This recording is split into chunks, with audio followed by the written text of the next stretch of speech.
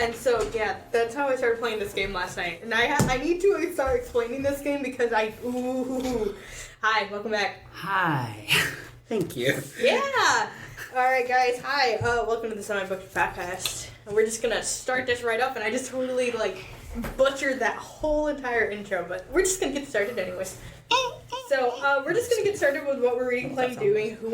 Do either of you two want to go first? You want to go first. I can go first. Yes. Granted, I was literally starting to explain this to Grant just a couple minutes ago. Excellent. So I will explain the two games that are entertaining me right now because of course I am, because of who you are as a human. Yeah, I'm right now, my whole entire reading thing is I'm not actually reading, I'm adding books to my TBR for my surgery so I can have a whole bunch of random things to read on my Kindle while I'm stuck in a hospital for 24 hours. Yes. So, Godspeed to me.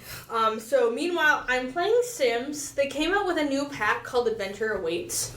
And it's a kid-themed pack, and it's basically there's summer camps and all this fun stuff that's going on in the game. So they have this new thing, which I'm really kind of exploring right now, called Formative Memories. Yeah.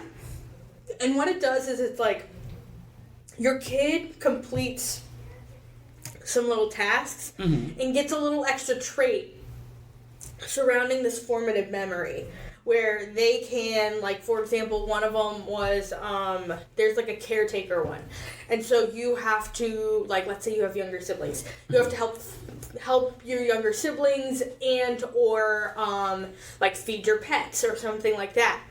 And if you can do that when you get older, you will have a better chance of becoming friends or controlling your toddlers or babies when you have them later on. And I was that's kind of cool. There's also one where you can establish an image. So as a child, you can pick your outfits, you can change them a few times, all this other stuff, show it off to somebody, and it gives you the formative memory of having an image. And when you go into the stylist career later as an adult, you'll get a boost in how much they're going to pay you and how fast you'll gain experience while playing this thing. Oh, fun. So right now I'm kind of, she's not really a super sim, but I mean it makes sense for her. I'm kind of accidentally playing with Greek Sims, and they're all vampires. Okay, sure. And it was an accident. I had this character named Penelope, and she married this vampire guy, and they have 2 daughters. Penelope divorced Caleb because she got boring. So I made her leave. I made her leave, so she's living with some werewolf guy that I made her husband, and they absolutely hate each other, and I'm you know what, go off, queen, have fun. And now I have Caleb, and then I have his 2 little offspring vampires that he made because they were his friends from work, and they also live with him, so it's the 3 dudes and the baby kind of trope thing going on. Sure. Except he has a teenage daughter and then a child daughter, and then the teenage daughter's name is Daphne. Sure. After the Greek whatever it is, so that's fun. And then the other one is Persephone. Sure. Because I needed another P name, and I accidentally named her Penelope, and then I realized that her mom was also named Penelope, and I'm I can't have 2 of you at once, because this is really confusing for me. Oh, that's fair. So, right now I'm playing around with them. I'm thinking Daphne's going to make it her life's mission, because she's a vampire, to become a ghost. Because you can play with ghosts. It's a whole entire thing. Meanwhile, I haven't decided what Persephone's going to do yet, and I have a lot of plans where she falls in love with one specific sim, and that sim continuously dies and gets reborn over and over again until she decides to become a human, and then they don't fall in love with each other. It's a whole entire thing. I haven't really decided yet. I'll figure it out. And then I'm also playing Old World, which is the game where you're playing as ancient civilizations, and you can win by multiple ways, either victory points or completing ambitions. And I'm playing Greece. Because of course I am. My founder's name is Eurydice. Yes, because I was listening to Hades Town as I was making her. That's besides the point. And they put me next to Mount Vesuvius at first, but I restarted the map because I was in this war with the Scythians, and it never ended. And it was getting to the point where I was getting... I'm like, this is ridiculous. I am so done with having these people just come in every other day. Because the Scythians were out of sorcerers to blow up the mountain to deal with you Vesuvians. But, whatever. Yeah, and so I restarted the map, and the map put me at the Aegean Sea. It gave me Sparta, and I'm like, oh, this is a lot nicer. I like it here. And then I had to restart the map again, but it put me in the exact same spot because they kept giving me these really old dudes to marry, and I hated all of them because their portraits were ugly. And so I restarted the map so I could get a pretty one. It's funny. And I'm like, that tracks for me, considering I will delete Sims if they're too ugly, so... That's funny. So right now I'm still playing with that, and right now my current character has a daughter who is also named Eurydice, so she's like the second. Sure. And so it's been a lot more entertaining this time around, so we'll see how long it lasts. Yeah. I might play Crusader Kings 3 over, my break, and we'll see how well I do when I start playing as Greece. And might as in probably will. Yeah, I'm going to try to reunite ancient Greece, even though it's 763 AD, but you know what? I'm going to do what I can. I'm sure someone in 763 AD Greece thought that was something that could have happened, and they were probably delusional, but it's okay. The great thing about video games is that you can make anything happen. I'm delusional, so guess what I'm going to do? I'm going to make it reality. It'll be fine. In a video game. They just didn't have the resources. You have a screen. Grant. And a mouse. What is entertaining you at this moment? And he's like, the news. No. Next. No, I'm kidding. Let's not talk about the news. Yeah, no. Ugh. Day 14. Anyway. Hi. What is entertaining you lately? I've just been really boring. I haven't watched anything. Oh. I've played the odd game. Sure. You showed me your Crusader Kings 3 character. I did. I thought that was really entertaining to look at. Yes, I briefly played Crusader Kings with some friends, and it's such a fun game. I created a horrifying little man. Okay. I believe I started in like the southern area of Poland or whatever. Oh. That is like the worst starting spot. Yeah. Why did you start because there? the thing was, we were all going to make our people and like start where our families more or less originated from. And Oh, that's kind of fun. Did you start at the 1066 start or the 763 I don't start? remember. My apologies. Because both areas are horrid to start in if you're starting in Poland. No offense. That's No, I agree. interesting. I mean, Poland doesn't have a great history of stability or... Yeah, the best place to start that's fair. is there's an island in between Ireland and England, and it's like a Norse island, and honestly that, and there's like another area that's off the coast of Italy that are like the two best places to start because you can build tall and it works really well. And you were mentioning that if you start at a certain point, there's like a civil war going on. Yeah, if you start in 763, there's a war between the Danes and the Englishmen at the time. Oh, sure. Yeah. Because that's when the Heathen Army was happening. And so what happens is you turn around, and if you start in Ireland, they're all fighting each other at the time. And you can go... And I make myself Catholic during this time, even though technically you're not in Ireland at that time at all. But the reason I do is because your wars when you're in the Catholic thing... start with money, and you can schmooze the Pope for extra money to pay for your war, and you can become friends with him to the point where he'll protect you. This is the time when they weren't even pretending to... Yeah, no, not at all. And so That's actually really brilliant. No, so what you do is you do that, and then what you also do is at the very beginning, while they're having that little war in the middle of England, is you go across the shore to England, where they're all fighting, and you go pillage the villages for extra cash, because they're having a war, and they can't do anything because they're in the middle of a war, and they won't call war on you while they're in the middle of another war. It's like a whole entire thing. Sure, and so you come back with all your money, and that's when you start doing little wars against the other counties in Ireland. And then you create like a little like subplot to get rid of Ivar the Boneless, who owns Dublin at that point. And so if you can do that while they're having their little spat or whatever, you can combine Ireland into one country under like 5 or 10 years in the game. And so then you have a united country, and then you can just start going after other places. Sure. It works really well, and it's really entertaining. It's one of the weirdest starts I've ever done, but it worked really well when I did it the first time. Nice. Other than that, I've played tons of Helldivers, which there isn't much to talk about. I was gonna say I've never played that one, but It's like a takeoff of Starship Troopers, the Paul Verhoeven movie. Oh, sure. Based on the Robert Heinlein book. Yeah. And it definitely leans into like... Based. Well, yes, it's a whole story. Yeah, it is, yeah. The movie is basically a satire of the book, which I've heard, yeah. Movie's fine.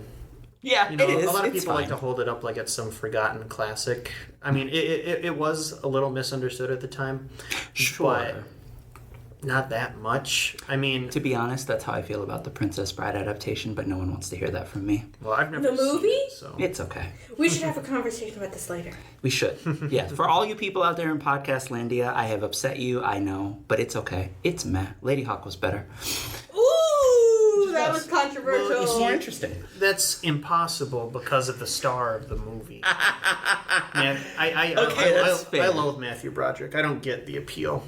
Oh, so in Lady Hawk, so here's the best thing about that. It has nothing to do with him at all. Oh, really? Yeah, no. He's in it. Okay. I saw him on the cover of our... Yeah, I don't know why they put him on the cover, because he's not even... You could remove him from the plot and you'd still have a great movie. Yeah. Maybe even better. If you were. Almost like every movie he's in. But No!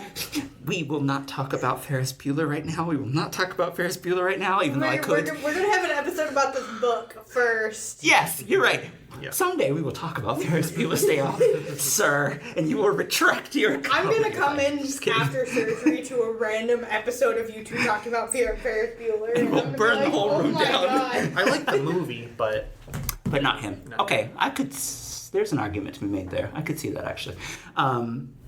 Yeah, I'll have to watch it again. Anyway, as you were saying, before I rudely interrupted. No. That's, like I said, it's been pretty boring on my end. I haven't done a whole lot, so... On to me. Yeah, All right. Toni. Fun. Okay, so because I am currently on the wrong side of the planet and I started watching this show in English dub, I'm behind Japan and everyone else who watches the show in sub. But My Hero Season 8, the final season, the final 13 episodes, is airing right now, and I'm not watching it. And because I'm petty and pathetic, I decided, fine, I'll just lean into something else while I'm waiting for them to translate. Oh no, what did and you release start? them. So over the weekend, I've been trying to get through this show because there's 5 seasons of it, and I liked it. What show is it? It's called The Magicians. Oh yeah. Good So pick. the adaptation of the books by Lev Grossman. I had already seen season 1, but had not gone any further than season 2, episode 1, which I, for some reason, thought was the finale episode of season 1. It would have made more sense if it was.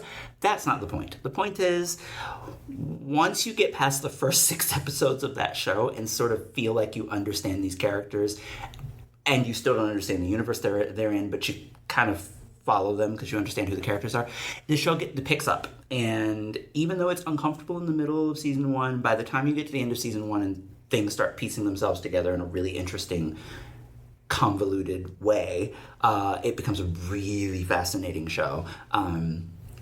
So I'm loving that, but I am taking a bit of a pause because I got 4 episodes into season 2 and was like, I have to read the books. I have to read them. I have to find out what the differences are so I can analyze the rest of the show properly, I feel. So I started reading The Magicians because something I do know is that everyone who's read the books and seen the show, whether they like it or dislike it, whatever, they all say, season 1 and book 1 are basically the same story, except that season 1 is lobbing, footballs to the later parts of the show that have nothing to do with the books at all. So they do expand out from the books after that. But season 1 and book 1 are pretty much the same. So I was like, all right, I'll read book 1 and see if I like it, because I wasn't sure I was going to like it, because I've read some pretty opinionated reviews.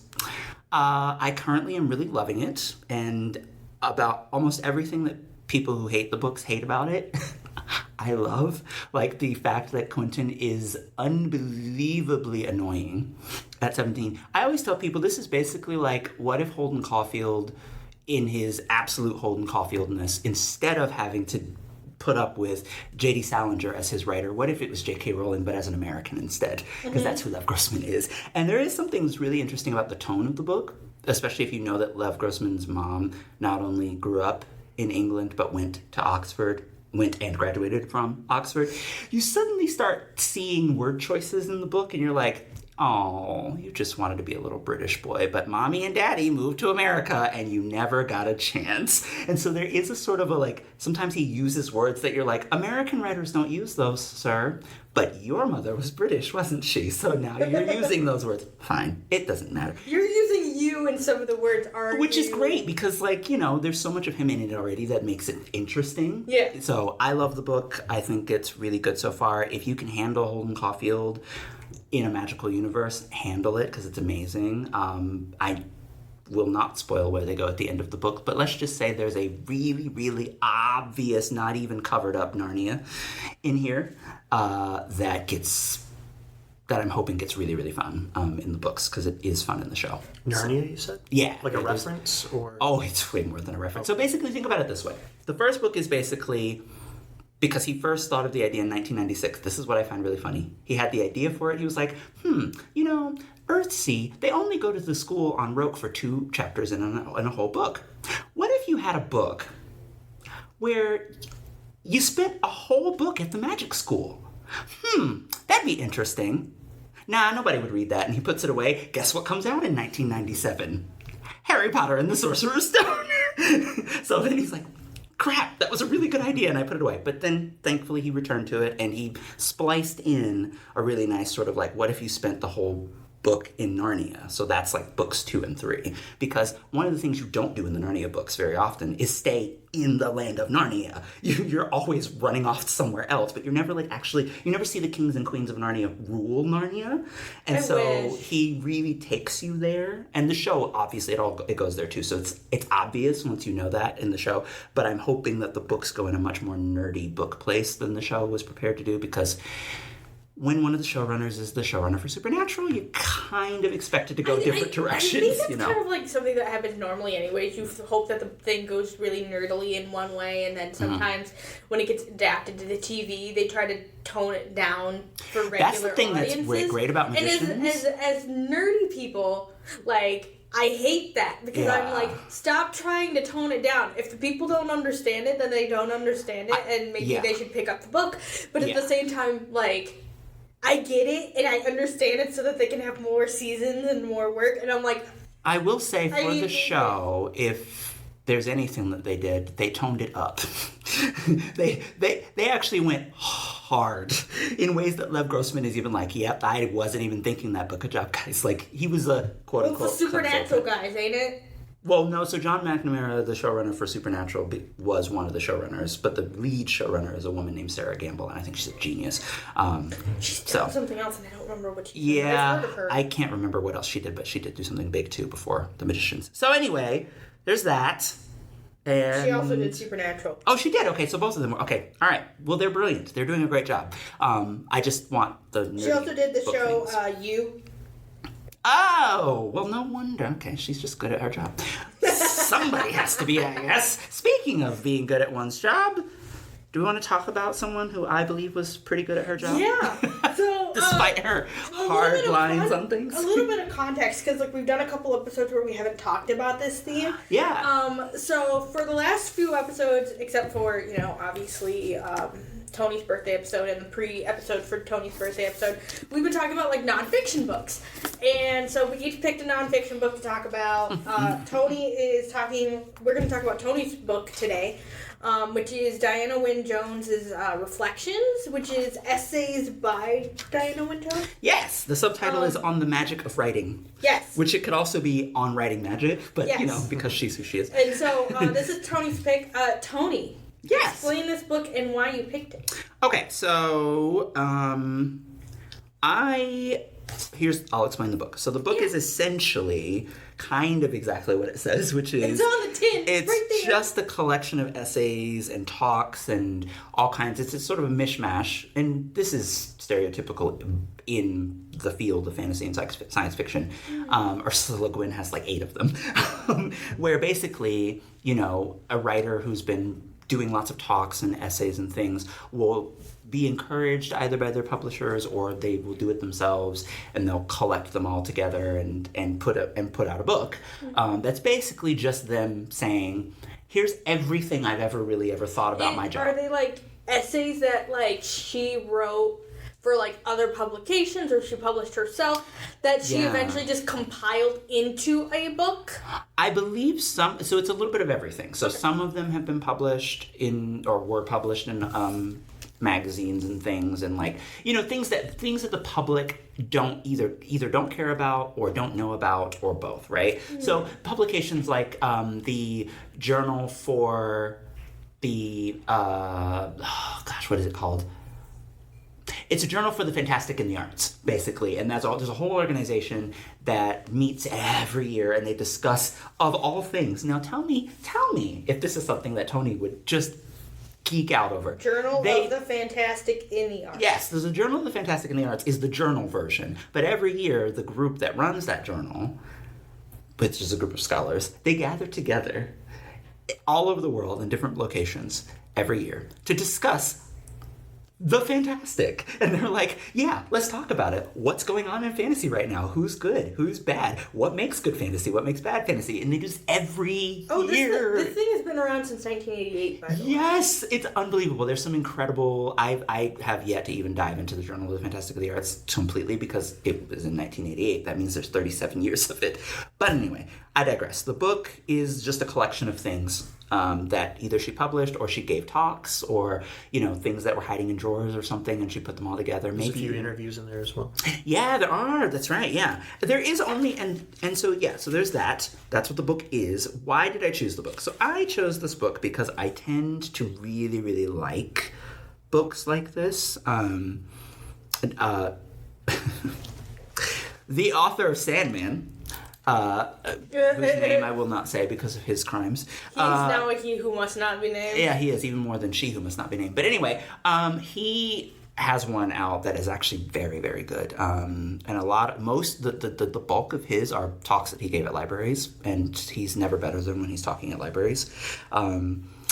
So yeah, these are I love books like this in general. The reason that this one I chose in particular is because one of the things that I really like about Diana Wynne Jones is the sort of dual nature of who she is. She is singularly the most inventive writer of children's fantasy to ever be published.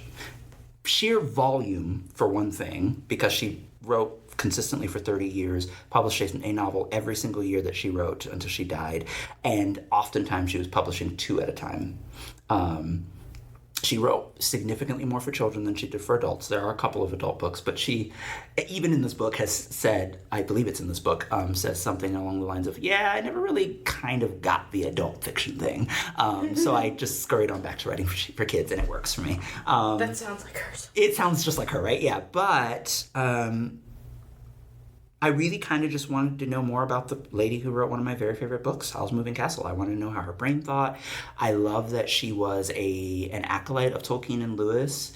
And one of the things that's interesting about this book and a lot of her essays is that it's easy to pitch up arguments against her because she does say things in a very matter-of-fact kind of way. Things like... She sounds exactly like my type of woman at this point. Well, things like, there's one essay that's called The Heroic Ideal, A Personal Odyssey, where she goes in and she's basically like, look, here's the problem with heroes, is that if you look at classical heroes, like the classical, which she would have known. If we look at Odie, we look at she's Achilles like, and she's like, I studied this in school with Tolkien and Lewis, the people that you study this from, right? The women are kind of crap. Yeah, we know. They're there. We know. But they're never the hero, and even if they are the hero, even if it is their story, like Persephone, for example. She's relying on They're a always man. relying on, there's always some kind, they never pass the Bechdel test, basically. No. And while she doesn't do what a lot of writers do, at least in my view of reading her. She doesn't do that thing where she's like, but that's okay. I'll just scrub that clean and write whatever I want to write. She's like, no, I really want to know, is it possible to write a female hero in the classical tradition? And her answer... Sophie's right there. And what's interesting is her answer is neither yes or no, it's both. Yeah. She basically goes, yeah, if you use a lot of ridiculous modern techniques to do it, which I have done to some degree. But it's also no, because you're not... The more of that you use, the further away from the needle that you're going. And what I find really interesting about a perspective like that is if she had been a writer of today's time... and put out, let's say, a blog post or a LinkedIn or oh my God, she would have gotten crucified. They would have crucified her. No. And it would have been people for whom Diana Wynne Jones is someone that you would want to read. Like, they would have been like, no, you can't say that. Classics are not... it would have been... think about what happened to the classics world when Emily Wilson... translated the Odyssey and was like, by the way, I'm the first female translator to ever do this. And the Iliad. And be published. And now the Aeneid. And men were like, no! They were so furious. And they were classicists. To the point where I saw one... white gay male classicists go absolutely ape over this. And I went, wait a minute.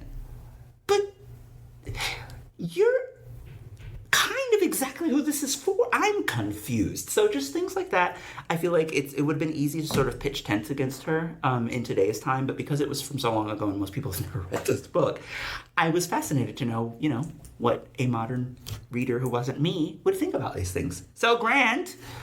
any thoughts? Any one thought or two thoughts? I found kind of her origin story to be interesting. Yeah. Where she mentioned, she grew up, when she was very young, World War II hit, and, life around her was very iffy and always shifting and, unsure. Yeah. There was violence and stuff, and I if I'm remembering correctly, she kind of attributed that to why she started writing in a way to kind of control the chaos. Yeah, I think I do remember that. Yeah. Yeah, I think that made sense. Yeah. And like you mentioned, I also enjoyed the heroic ideal essay. Yeah. Where she traces her evolution, the evolution of her opinion on it. Some of the issues she has with other writers. She very pointedly references the writers in California, which I think she just uses to kind of mean the general adult fantasy landscape at the time. Which she lovingly lampoons as often as possible. I think I was telling you this. Yeah, she wrote a book called A Tough Guide to Fantasyland. Which is literally, I'm not kidding you. It is an encyclopedia. Yeah. Purchasable as a paperback, because I don't think they ever produced it as a hardcover, because she was like, it's not really a novel. I don't want people to think of it as a novel. But it's an A to Z, where she is lampooning every Tolkien clone you can think of. You said Guide to Fantasyland? Yeah, the Tough Guide to Fantasyland. It is... it's one of those books that you don't read cover to cover, but if you pick up a copy and you just start flipping, you find entries in there like the MacGuffin or the magic ring or whatever, and she's basically going, yes, this is the thing that we all know Dark about. Lord approved in the top corner of the cover. Yes. I'm adding this to my cart right now. To me, this is one of the things that makes her so interesting, and I know that one of the essays in here talks about it. I can't remember which one, but she does that, right, which is a very non-fictional print thing.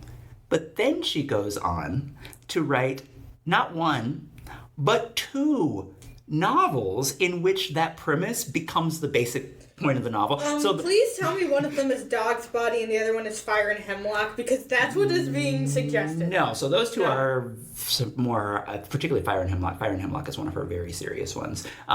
But the two are The Dark Lord of Dirkholm Right, great title. And The Year of the Griffin, which is set in this universe. Both of them show up. Yes, because it's set in this universe. The Dark Lord of Dirkholm is the basic plot of that is the Wizards University is going broke, but guess what? They've decided to set up tours from people who like to tour magical lands, basically Muggles.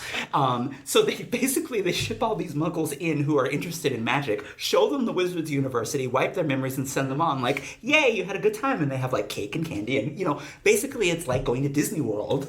As a book. I need this to be like a 2-Point Hospital kind of video game. It's like, I feel like that'd be kind of so funny to do as a premise. It's really, it's a funny concept. I haven't actually read those two either, but just knowing that they're there is fascinating and wonderful.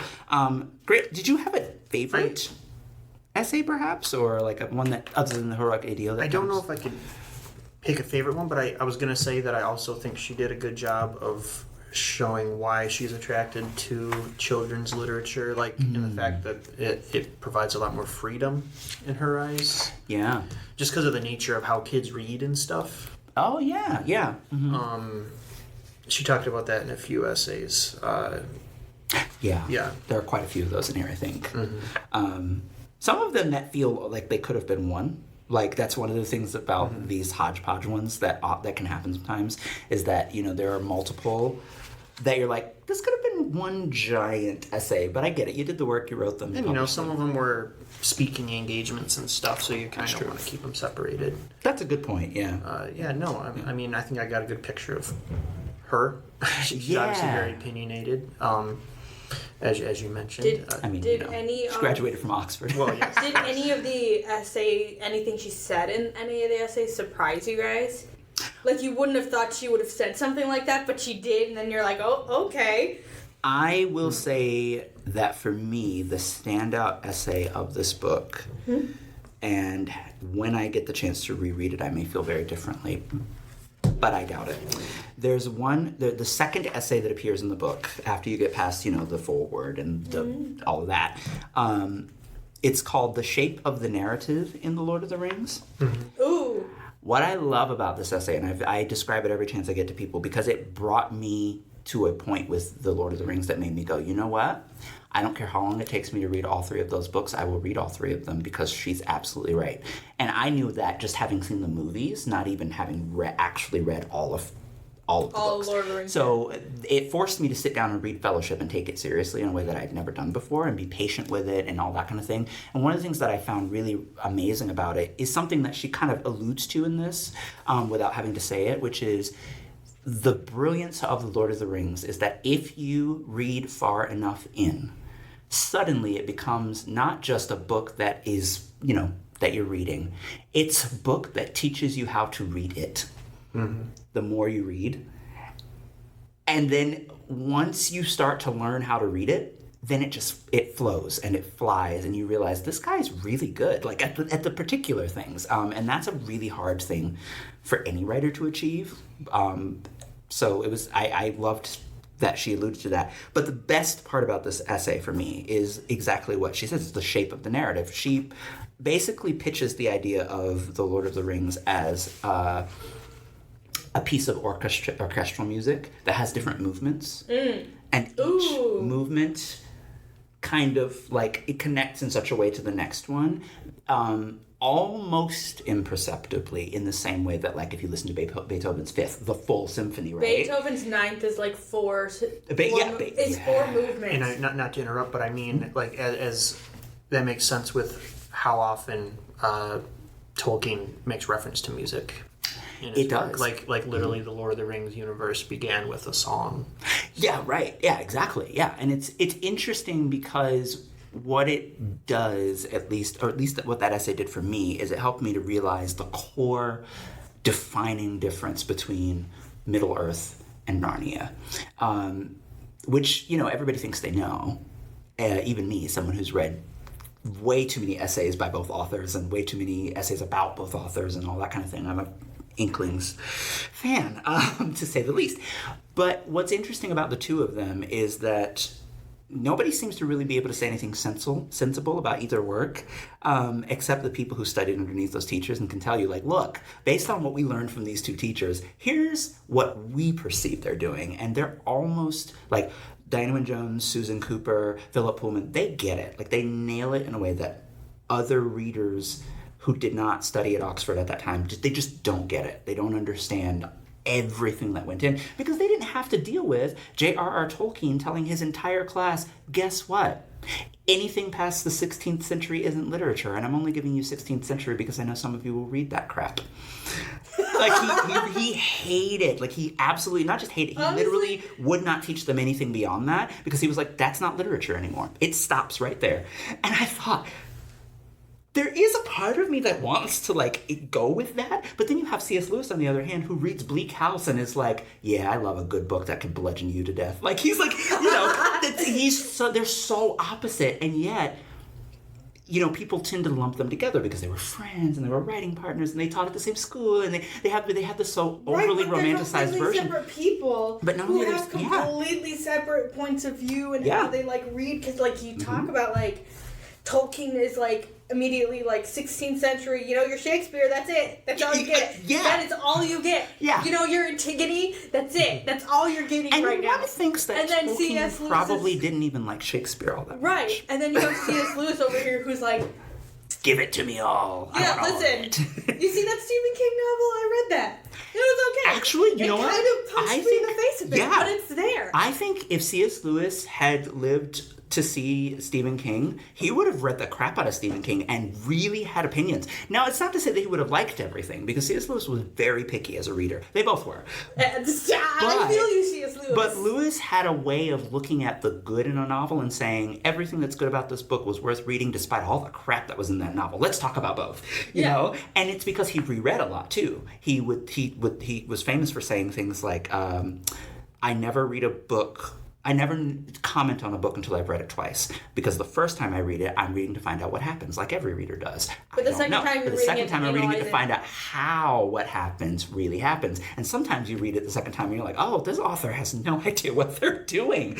How did I read this book? And then he's like, but then other times you go back and you're like, oh, this author kind of somewhat knows what they're doing. That's interesting. And you know, follow that through. And, you know, again... You read I kind of get his idea, too, because you read it the first time and you're just kind of getting your first reaction, right? Like, I read, you know, Howl's Moving Castle for the first time, and I go, huh, this is amazing. And then you turn around and then you put it down for a few months. Mm-hmm. Maybe a year later you pick it up and you're like, I should reread this because it made me feel great the last time. And then you start reading it and then you go, oh, there's more. Yeah. And I get where he's going, and at the same time I can just imagine J.R.R. Tolkien is just kind of the Simpsons meme of the old man yelling at cloud. It's just him yelling about literature. I have the strongest suspicion, not even just the strongest suspicion. So Tolkien had absurd ennui about finishing The Lord of the Rings. There's a wonderful letter in his in a collection of his letters called The Letters of J.R.R. Tolkien. Great name, publisher. But there's one of the letters is from a graduate student who writes to him and says, hi, Professor Tolkien, I love The Lord of the Rings, as you can probably tell because I'm writing you a letter. And as a graduate student, I want to write about what you do in The Return of the King, but I have questions. And so they wrote out a list of questions, and they're like, you know, I get it, you're busy, probably writing something new, but I just want to know, you know, from you if you can, so that I can finalize this. And Tolkien, of course, apologizes profusely for not getting back in a timely manner, all that kind of stuff at the beginning. But as he goes on through the letter, he literally says at one point, he's like, yeah, so I don't really like the ending of The Lord of the Rings. I know what I was trying to do there, and here's what it was, but it just kind of keeps going. And then it keeps going. And then, guess what? It keeps going. And he's like, and the only part of it I like... It's the Odyssey, but... Yeah, and he's like, the only part of it that I like is at the tail end. He's like, yeah, the Scouring of the Shire, but that could have been a page. You know, like, he like, everything that people actually like about the end of The Return of the King, which is not a lot of people, but people who do like that ending, like, they like how long it takes, they like the wind down of the war, you know, all that kind of stuff, and they'd say he's brilliant. And he's going... I didn't know how to end it. I couldn't stop it, so I just kind of let it keep going until... going. Yeah. It's like the Odyssey. It's like, oh yeah, this should have really just ended at the island with the Cyclops. Yeah. But then it kept going, and then they opened this bag, and it really should have just ended when Poseidon was trying to drown them, and it's not happening. And I think something that's really interesting about, like, Diana Wynne Jones's reflections about her own work is that you can feel, like, in some of the essays, I think you can feel her sort of thinking that way about her early work, like her first 7 or 8 books, because one of the things that those 7 or 8 do that the rest of her career doesn't do as much or as frequently or as readily is they're basically little urban fantasy tales in which a child in our world or a group of children in our world encounters something magical that they either can't explain or doesn't work quite the same way that they thought it was going to work or whatever, and they have to rise to the occasion, and that's it. They're like little hero tales set in suburbia. Mm-hmm. And it's interesting to hear her to read her talking about them, because she is kind of on the fence about them. She's yeah, that's as good as I could get at the time because I was new and I was writing and people seemed to like them, so I just kind of kept going. But they never had the real fervor that some of her later works, at least for her, ended up having. And I think Fire and Hemlock was probably after that first 8, she comes back to Fire and Hemlock, mm-hmm. or comes to Fire and Hemlock, which is what the heroic ideal is, basically her saying this is how I wrote Fire and Hemlock because I really wanted to know, could you write a female hero in the classical vein kind of thing, since they're not there. And I just found that really, something that the audience has to know about Diana Wynne Jones is that her publishing career started in the 70s. Mm-hmm. And Oof. Yet, at the same time, really the only fantasy writer who started in the 70s that we talk about without talking about Terry Brooks, because Terry Brooks is Terry Brooks. He is the Tolkien clone of all Tolkien clones. The writer we, to this day, still talk about more than any other is Ursula K. Le Guin. That's what I was going to say. Only ever talk about Earthsea and Left Hand of Darkness. Mostly, not only. There's in more, the public isn't vein. there? And there's so much more. But what I find interesting is that I think Diana Wynne Jones, for all the dollars, is way more interesting because she never left magic behind. Ursula just made science fiction magical and fantasy science fictional. She just kind of inverted them like a weird kind of fantastical Mobius strip and kept going, and didn't really stop to analyze it all that much, except once when she returns to Earthsea. But Diana Wynne Jones is doing both at the same time. She's literally for 30 years just cranking out these books to keep her career going. Similar to Agatha Christie, right? Cranking out all these mysteries. All these mysteries. But unlike Agatha Christie, Diana Wynne Jones had the fortune of... Basically, I feel like her brain was what... Tolkien and Lewis's brains in a jar kind of coagulated, got together, and were birthed Diana. And so her brain just goes on and does what it... So you're saying that Diana Wynne Jones is basically like a lab baby brain? Mm-hmm. Yeah, I don't know if she would. I don't know how she would feel about that. But I do. I think that Neil Gaiman and others who have cited her as the best writer of fantasy. Absolutely, without question. I don't think at the moment, even now, even with Sanderson, I don't think there's another writer who comes even close to breaking magic the way that she did, and then reassembling it and breaking it all over again. She's written more portals than any author ever. Portal fantasy? Because that was her stick. After those first 8, she just started shipping her characters all across these portals. And there's tons of them. They're everywhere. Even her one science fiction novel, which is called A Tale of Time City. There's probably portals. It literally starts with a portal. It's I love that. I think that's so interesting. And to have someone like that also be routinely ignored by the up-and-comers of today, especially, is really interesting. And I feel like fantasy in the hands of the UK would never have happened the way that it did with Pratchett and Rowling and all the rest if Diana Wynne Jones hadn't broken that seal first. Fun fact, she was one of the very few established fantasy writers in the children's fantasy space in particular who said that she loved the Harry Potter books and wanted to see where they were going to go. And unfortunately, she died before they ended. I would have loved to have picked her brain after they finished. What I found interesting, though, is that she was the only writer that I feel who could have made a substantial argument against the first 3 books and gone, she stole from me, I knew that she did. Because if you read Charmed Life, one of the Chrestomanci books, and you read the first 2, especially Harry Potter books, tonally, you're like... It's banned for banned. So my pet theory is, because I've done a lot of research into this, and the Turfling, say what you want about her, but for some reason she reads a nonstop amount and has a really weird catalog of how much she's read and when and where she was at the time. It's weird when you think about it. It's almost pathological. But what's interesting about that is I theorize that when she was in middle school, which is right around the time Diana Wynne Jones would have been doing Chrestomanci and Howl's Moving Castle and some of the other things, I think she picked up one, read it, didn't think too much of it because she's admitted she didn't really like fantasy as a genre, but I think it got in her brain subconsciously. And I think which does happen and I think sometimes. it burped itself back up as Harry Potter, which, to be perfectly honest with you, I think is so cool. Intertextuality. Exactly. So, college word. Thanks. I had to research that whole entire thing at one point. And so, it just makes sense. It's unintentional. Mm-hmm. In the sense that, she wrote it and it is band for band almost, similar. Yeah. But at the same time, it could be completely unintentional. Yeah, absolutely. Yeah.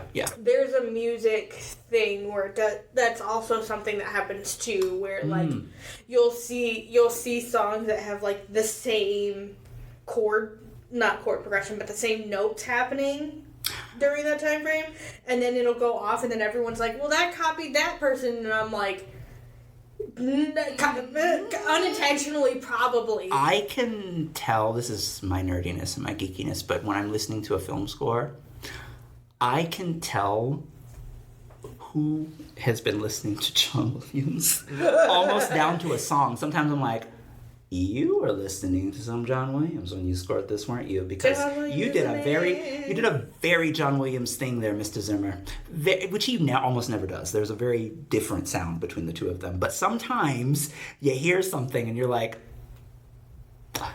you, sir, were listening to, Anyway, that's just my pet theory again, but I find it interesting. All right, last question from me to you two. I think I've made you guys both read Howl's Moving Castle, but if you have read Howl's Moving Castle 5 times. No, I know. Okay? Yeah. So if you could choose, other than Howl's, to read any Diana Wynne Jones book that we've either talked about here or the one that you read of, is there one? Hemlock. I was going to say the same thing. I do too. You were talking about how she's like, I want to turn around and take this classical idea of the hero, make it a woman, and see if that changes anything. Mm-hmm. I kind of want to see what she did with it. Yeah. Because I know that we're talking about it in the episode, and you're talking about it right now, but I kind of want to see it, with my own eyes, how she did it, and then, because you were saying that she's like, yes and no, I want to see the result of her trying to do this, and the reasoning behind her yes and no, and why, and, how she got there, and that's very interesting to go with. Fire and Hemlock is also, if I'm not mistaken, it's either her biggest, as in page count. That's fine with thickest. Me.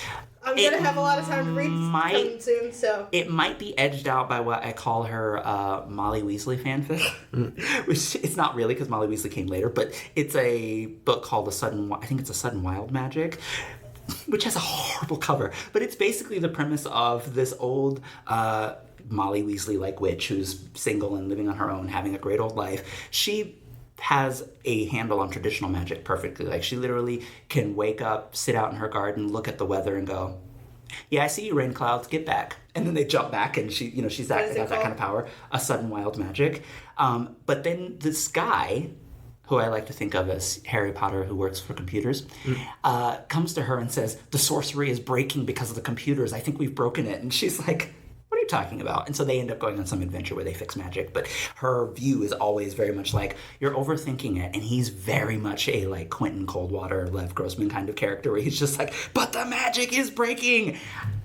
I really want to read that book, and it's a pretty big one. So I think that one might edge out Fire and Hemlock a little bit for page length. But they're both pretty big books that I want to read at some point. Maybe this year. We'll see.